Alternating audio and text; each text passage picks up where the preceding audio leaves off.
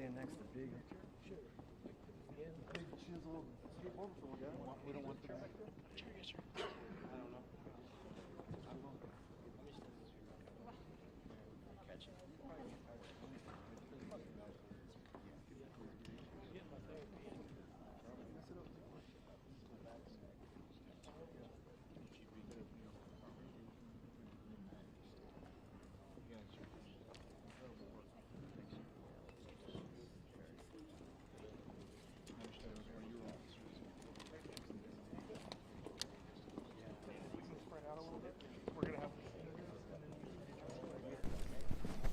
I'm here. Check, check, check. I'm here. Sorry. Okay, if I'm a little quiet, let me know in my ear to speak up. Do you want me in front of the camera?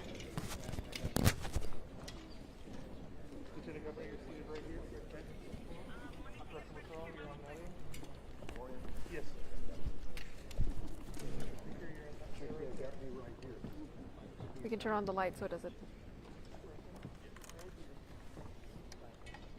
Just let me know what you want and we'll do it.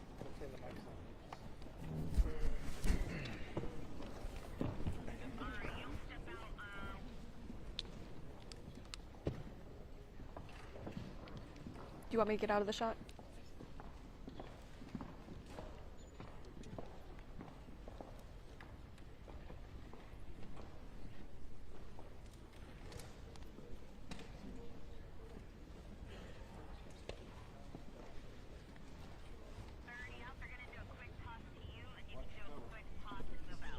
I'm just going to do a quick toss and move out.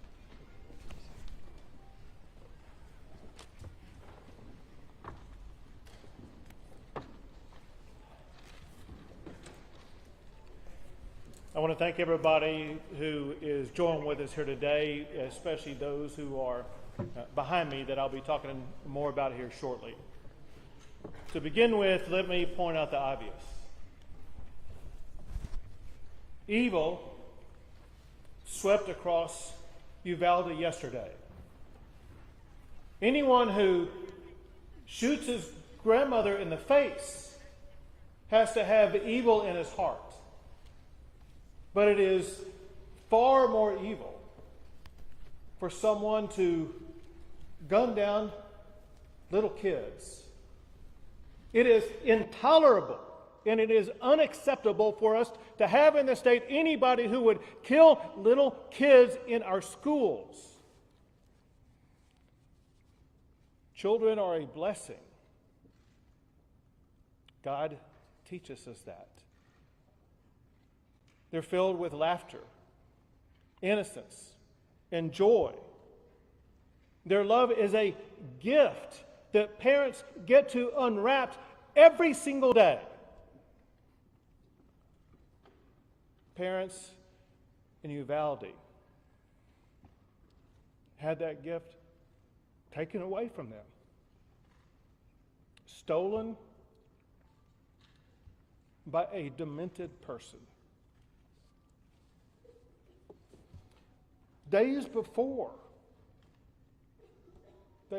yesterday, when these children were at school, some were receiving awards for perfect attendance. These kids will never attend school again.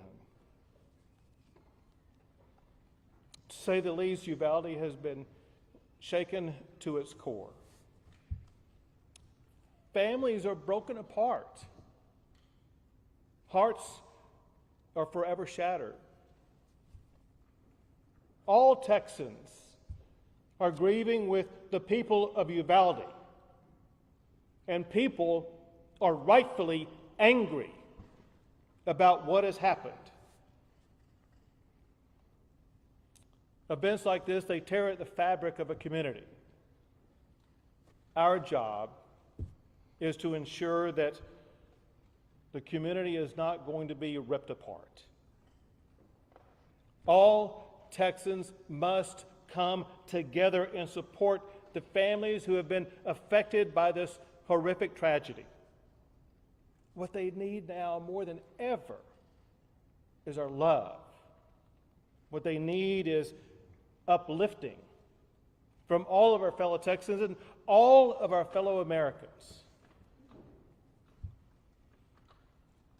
And let me emphasize something that I know you all know. But the reality is, as horrible as what happened, it could have been worse. The reason it was not worse is because law enforcement officials did what they do. They showed amazing courage by running toward gunfire for the singular purpose of trying to save lives. And it is a fact that because of their quick response, getting on the scene, being able to respond to the gunman and eliminate the gunman, they were able to save lives. Unfortunately, not enough. But I want to make sure that everybody knows, all of the law enforcement agencies and groups that are involved and were involved in this process. The Texas Rangers are leading the investigation, and they are supported by the Texas Department of Public Safety Highway Patrol, the Texas Department of Public Safety Criminal Investigative Division, DPS Aircraft, DPS Intelligence Counter and Terrorism Division, DPS Crime and Victim Support. They're also supported by the Texas Division of Emergency Management, the FBI, as well as multiple federal partners, including the DEA, ATF, HSI, and Border Patrol. And then, of course, the valiant local officials, the Uvalde Sheriff's Department, Uvalde Police Department, Uvalde Independent School District Police, Uvalde County Constables, Uvalde Mayor, the County Judge, Uvalde District Attorney's Office, local public works and surrounding police department, and the San Antonio Police and Fire Department also. Let me walk you through some of the facts of what has happened.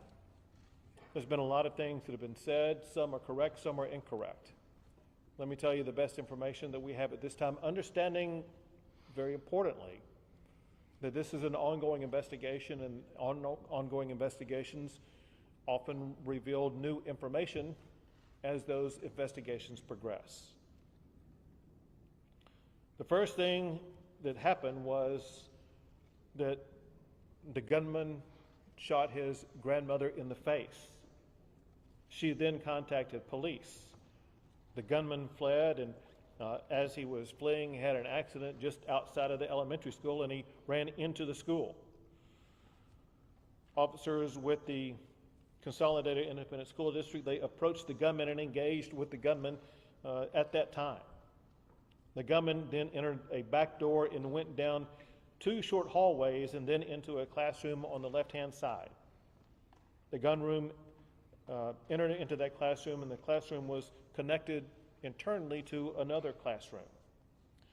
Border Patrol, Consolidated ISD officers, police, sheriffs, and DPS officers converged on that classroom, and a Border Patrol officer killed the gunman. As I said, Texas Rangers are leading the investigation, joined by federal, state, and local law enforcement officials. At this time, we know that 19 children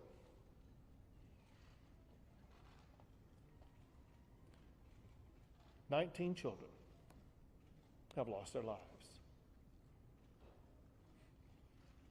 2 faculty members lost their lives. In addition to that, there are 17 people who are injured, but their injuries are not life-threatening. All family members of all of these students and faculty members have been contacted and informed about the circumstances. Officials are working with parents to ensure that their parents are going to be able to see their children. Parents should contact victim services at the county fairplex. We know that there are parents still striving to make a connection. All parents are welcome and urged to contact victim services at the county fairplex. The gunman was 18 years old and reportedly a high school dropout. Reportedly, there has been no criminal history identified yet. He may have had a juvenile record, but that is yet to be determined. There was no known mental health history of the gunman. He used one weapon, which was an AR-15, using 223 rounds. There was no meaningful forewarning of this crime other than what I'm about to tell you. As of this time, the only information that was known in advance was posted by the gunman on Facebook approximately 30 minutes before reaching the school. The first post was to the point of, he said, "I'm going to shoot my grandmother." The second post was, "I shot my grandmother." The third post, maybe less than 15 minutes before arriving at the school, was, "I'm going to shoot an elementary school."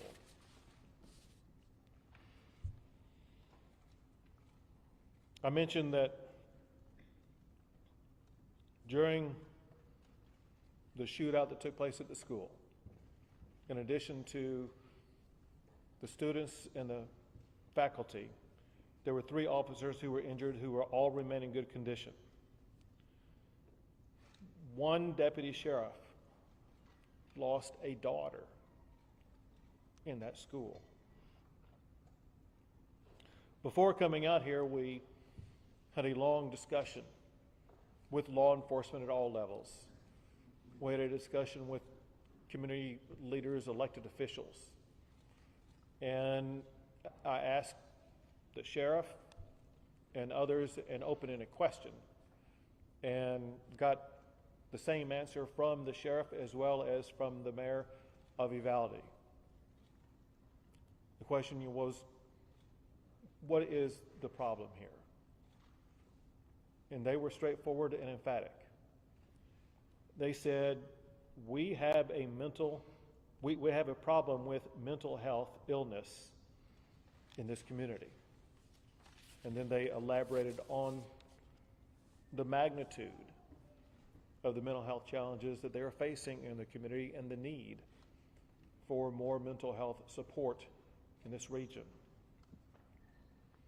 I want to make sure everybody understands the mental health services that are available at this time, with me making one clarifying point in advance that I'm going to redouble down in the aftermath. Whenever anything as shocking and extraordinary and disturbing as this event occurs, there is an urgent need for everybody affected to access mental health. I cannot be more emphatic than saying with great urgency, everybody in this community, I mean everybody, the victims, the families, family members, friends, the law enforcement involved, but the entire community is in utter shock about this. Some physical wounds that were sustained by the officers, they're going to heal in the coming days. The mental and emotional wounds are far harder to see and last far longer. The state of Texas, working with federal and local officials and agencies, we're going to be here for a long, long time. And one key point that we will focus on is making sure that everybody in this community has the access they need for as long as they need it to address with the mental and emotional health care needs that they have. We'll enlist various agencies and make sure these are made available to the public. The mental health services currently available are from victim services from across the area from federal, state, and local levels, including the Family Resource Center at the Uvalde County Fairplex. Schools have crisis teams at the Uvalde Civic Center. They provide wraparound services for families who are affected. The Texas Child Mental Health Consortium, created by the state legislature in 2019, is available to assist. The Bluebonnet Children's Advocacy Center is available to provide services for children. The Texas Health and Human Services Commission is on site and will be available for ongoing provision of services. The Texas Education Agency is providing supplemental counseling services. The Texas Department of Public Safety Counseling is providing counseling services for law enforcement. And the FBI is also bringing in mental health services for law enforcement. It cannot be overemphasized the importance of law enforcement officers, all of them, seeking out and obtaining this mental health counseling. The District Attorney's Office for Victim Services has a phone number available for all victims, and candidly, the entire community, in a way, is a victim here. And I was provided their number to give out to you publicly. This is the number for the District Attorney's Office for Victim Services. The number is 830-278-2916. And at this time, I will pass the mic to Lieutenant Governor Dan Patrick. Governor Abbott, I have to say something. Excuse me. The time Excuse me. to stop this Excuse me. was after Santa Fe High School. Sit down. You're Don't out of pull a line stunt. and an embarrassment. Was after El Paso. Sit down and don't play this To stuff. stop the next shooting is right now, and you are doing nothing. No, you are offering you us need to get nothing. his ass out of here. You This said isn't this the is place not to talk this predictable. over. This is totally predictable when you choose Sir, you're not out of to line. do anything. to Sir, save the you are kids out of and line. I'm standing up Sir, for the you kids are in out of this line. state Please to leave stop this from auditorium. happening So you again. can exit. I can't believe you're a sick son of a bitch that would come to a deal like this to make a political issue. This is not the place to do that.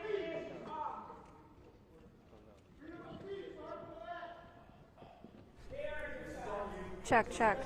Okay, we are up. Excuse me for the mic check. I just want to let you know that if you are listening in right now, it appears that we have a reporter. That's who it appears to be. I am not exactly sure who it is at this time. They have gone up. Oh, actually, that appears to be Beto O'Rourke. That's Beto O'Rourke. That's Beto O'Rourke. That is Beto O'Rourke. Hang on one second. Beto O'Rourke went up to the stage and actually asked Governor Greg Abbott how many more times we were going to see this. We are going to try to see if we can get a better shot of him. Excuse me.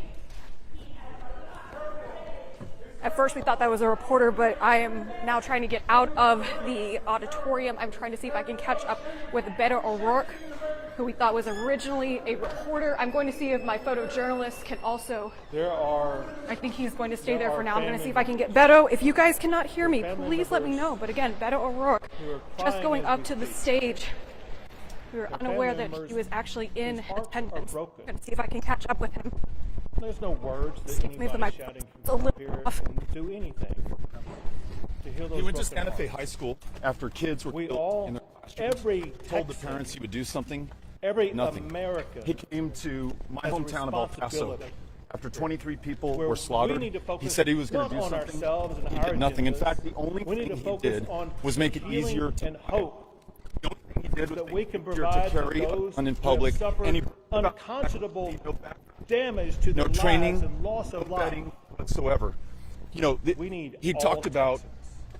that this was in this evil. one moment in time. The only thing evil is what he continues to do aside to the personal people agendas. of this state. He Think of says somebody this other was than predictable. ourselves. It was totally Think about the people who are hurt. This will continue to And happen. help those when who you have been continue to hurt. have a governor who will not stand up for the people of Texas. His only interest is the gun lobby. He's scheduled to speak at the NRA convention this Friday in Houston, Texas, just days after these kids were slaughtered here in Uvalde. They were slaughtered at Santa Fe High School, at Sutherland Springs, in Midland, Odessa, in El Paso, Texas. First mass shootings in U.S. history here in this state in the last 5 years. He was governor for every one of them. And after every one of these, he holds a press conference just like this. And I wish to hell, when he came to El Paso, someone would have stood up and held him to account and confronted him and shocked the conscience of this state into doing something, because if we do nothing, we will continue to see this year after year, school after school, kid after kid. This one is on all of us. It's on every single one of us to do something. So I'm here to stand up for the people of Texas. That's why I'm here. Mental health was broken here. He said We are mental health 50th. only. We are He didn't 50th. mention guns. We are 50th in the nation in mental health care access. 50th. There are only 50 states in the nation. We are dead last. The number one provider of mental health care services under Greg Abbott in the state of Texas is the county jail system in the state of Texas. The largest inpatient mental health care facility in the state of Texas is the Harris County Jail in downtown Houston, Texas. He's refused to expand Medicaid, which would bring $10 billion a year, including mental health care access for people who need it. He's refused to champion red flag laws. When somebody says that they are having trouble, that they may kill somebody, they may kill themselves, a red flag law would protect the public. He's refused to support safe storage laws so young people cannot get their hands on their parents' guns. He's refused to support a ban on AR-15s and AK-47s. This 18-year-old who just turned 18 bought an AR-15 and took it into an elementary school and shot kids in the face and killed them. Why are we letting this happen in this country?